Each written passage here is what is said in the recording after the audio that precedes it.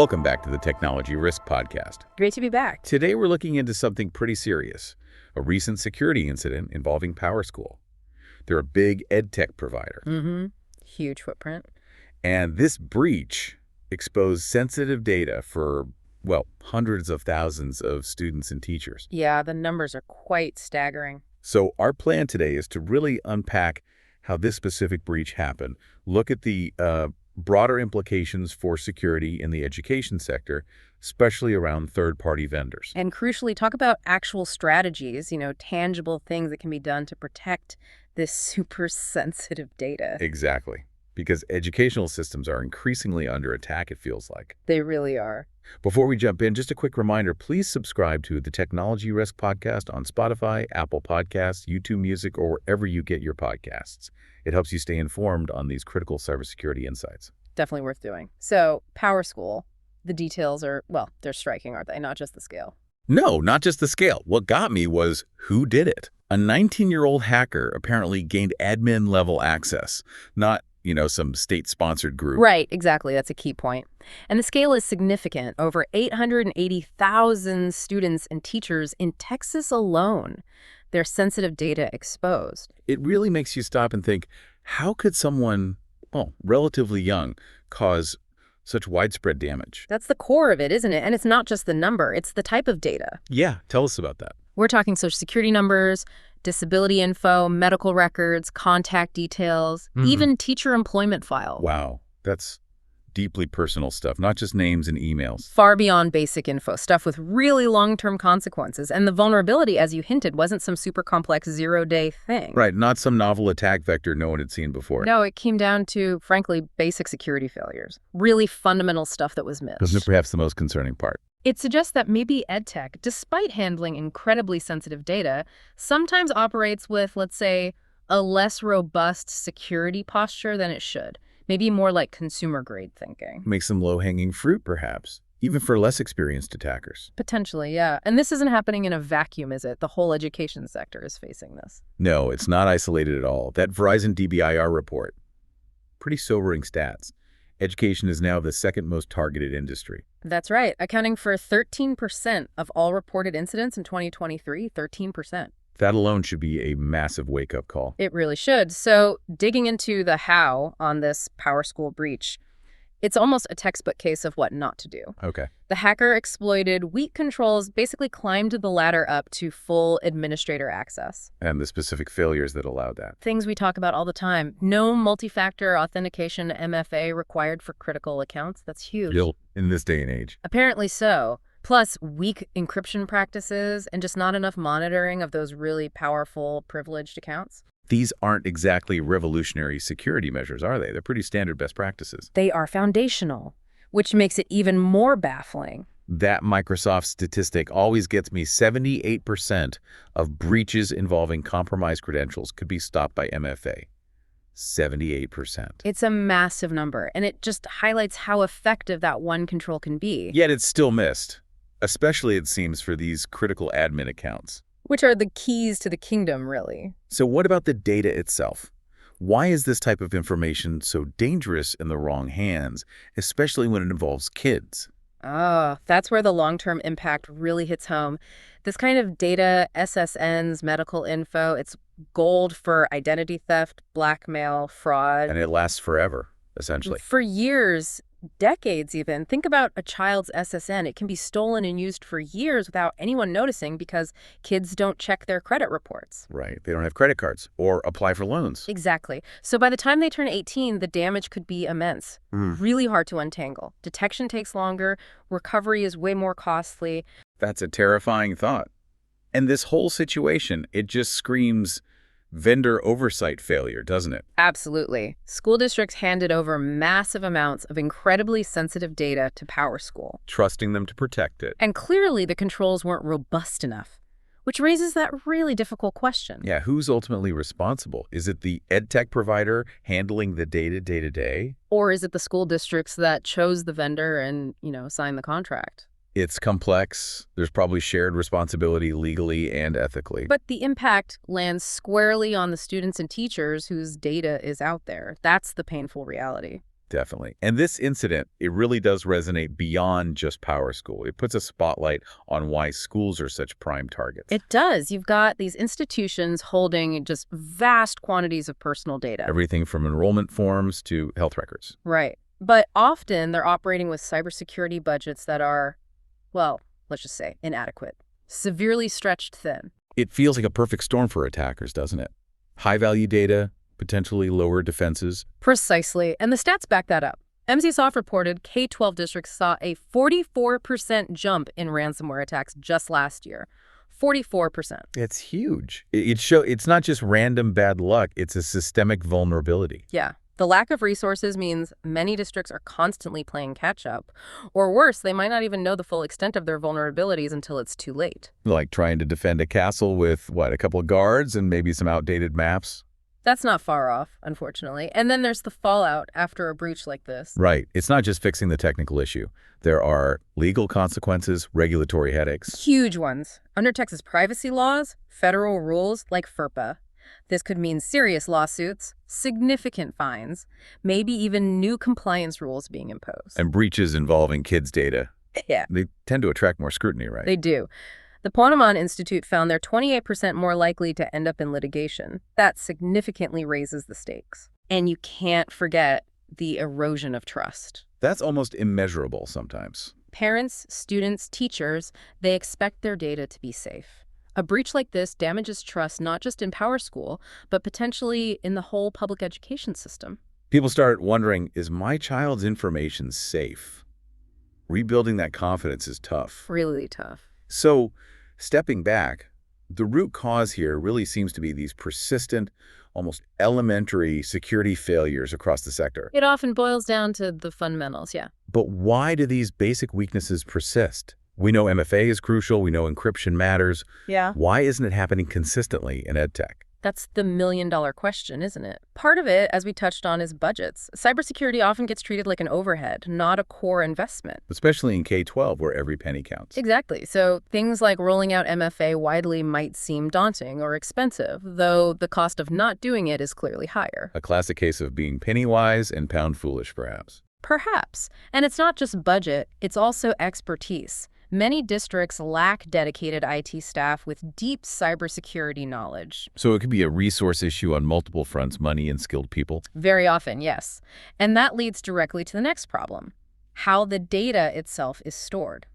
Weak encryption, or lack of encryption altogether. Both can be issues. Right. If sensitive records aren't strongly encrypted, both while moving across networks and just sitting on a server, well, it's like leaving valuables out in the open. You're making it too easy for attackers. You really are. They don't need sophisticated tools if the data is just sitting there unprotected. I heard an anecdote once. An IT director at a small district joked his cybersecurity budget was whatever's left after buying new football uniforms. Wow, that says a lot. It paints a picture, doesn't it? And then there's the monitoring issue. Or lack thereof. Right. Even if attackers get in, if no one's watching, they can stay hidden for ages. Exactly. They can move laterally, explore the network, find more valuable data, all undetected. How long are we talking typically? Yeah. What's the average time attackers lurk in education systems before someone notices? Get ready for this one. According to Mandiant, the average dwell time in the education sector is around 205 days. 205 days. That's almost 7 months. 7 months. Think about the damage that can be done in 7 months of undetected access. That's staggering. It completely changes the perspective on monitoring. It's not just a nice to have, it's absolutely essential. It has to be. Yeah. Especially with this kind of data at stake. Okay, so the problems are clear. Basic failures, resource constraints, lack of monitoring. Let's pivot to solutions. What are the concrete, actionable steps organizations need to take to actually prevent the next PowerSchool? Right, let's get practical. First, and we can't hammer this home enough, enforce multi-factor authentication, MFA, everywhere. Especially for those admin accounts, right? The privileged users. Absolutely non-negotiable for them. But ideally, across all accounts, it's such an effective barrier against stolen passwords being used. It really is. But you mentioned resource constraints earlier. Is enterprise-wide MFA realistic for, say, a small underfunded district? Or are there ways to prioritize? That's a fair point. You absolutely start with the highest risk accounts administrators, anyone with broad access to sensitive data. Secure those first, then expand as resources permit. It's better than doing nothing. Okay, so prioritize. Makes sense. What's next after access control? The data itself. Encrypt everything sensitive by default. You mean both when it's being sent somewhere and when it's just stored? Yes, both in transit and at rest. Use strong encryption. That way, even if attackers do manage to grab the files, the data is essentially useless without the decryption key. It adds a massive layer of protection. Gotcha. Encrypt by default. And this must tie into vendor relationships too. Critically, school districts have to rigorously audit their vendors, don't just accept their marketing claims about security. Demand proof. Demand independent security audits. Penetration testing results. Make it part of the contract. There's data from EY showing organizations that do this rigorously see 40% fewer breaches. 40%. That's a huge difference. That really underscores the value of due diligence on vendors. It's massive, and it's not just a one-time check. You need ongoing vigilance. Which brings us back to monitoring. Exactly. Implement real-time monitoring and alerting. Use tools that look for anomalies, unusual logins, attempts to escalate privileges, access from weird locations, or at odd times. So catch suspicious activity as it happens, not months later. Instantly. Those alerts need to trigger an immediate investigation. You want to stop attackers before they dig deep. Makes sense. Controls, encryption, vendor audits, monitoring. What else? The human element. Don't forget to train and educate staff. Teachers, administrators, IT folks. Everyone. They need to understand basic cyber hygiene, spotting phishing emails, using strong passwords, understanding the risks. Often, they're the first line of defense or potentially the first point of failure if they're not aware. A well-informed staff can be a huge asset. It's not just about tech. It's about people and processes too. Absolutely. It's an organizational effort. It helps to see how these strategies play out. Can you share maybe a real-world example where a proactive approach worked? A success story? Sure. There was a school district I read about that took vendor oversight really seriously. They made mandatory penetration testing a condition before signing any contract with an EdTech provider. So testing before committing. Exactly. And in one case, they found significant security flaws in a potential vendor system during that pre-deployment testing phase. Wow. So they caught it before any student data was even loaded. Precisely. They effectively prevented what could have been a major breach. It shows that being proactive, doing that upfront testing, really works. It saves huge headaches down the line. That's a great example of diligence paying off. But we also need the cautionary tales. What happens when these things aren't done? Well, there's that case from 2022. Another EdTech provider handling student medical data. Highly sensitive stuff. Extremely. And they were storing it unencrypted. Oh, no? Yeah, they got breached. The fallout was catastrophic. Multiple lawsuits, millions of dollars in fines, and their reputation was completely destroyed. It's devastating. It's a stark lesson. Weak encryption, especially with sensitive data, combined with maybe a lack of accountability. Right. It's a recipe for disaster. There really aren't any shortcuts here. Those stories definitely hammer home the stakes. It's not abstract risk. It's real harm to individuals and organizations. Really makes you think about the responsibility involved. It really does. So, thinking bigger picture now, how do we actually future-proof student data security? What needs to happen systemically to build a more resilient environment? I think it comes down to a few key areas. First, we probably need stronger regulations. Laws like FERPA are important, but they were written for a different era. They need updating for the age of cloud services and sophisticated EdTech vendors. Exactly. They need more teeth, specifically holding vendors to much higher, clearly defined security standards. Right now, it feels a bit too variable. Okay, stronger, modern regulations. What else? Investment. Schools, particularly K-12, must invest properly in cybersecurity. It needs to be prioritized right alongside physical safety. Treating digital safety as seriously as physical safety in the school building. Yes. It can't be an afterthought or the first thing cut from the budget anymore. The risks are just too high. That requires a real mindset shift in budgeting and priorities. And the third area. Vendor transparency. We need to demand it. EdTech vendors should have to be open about their security practices. Like publishing their standards, showing proof of audits. Exactly. Publicly disclose standards, provide audit summaries, share their breach response plans. This allows districts to make informed choices and holds vendors accountable. It shifts the burden onto them to prove they're secure. Stronger regulations, real investment, and vendor transparency.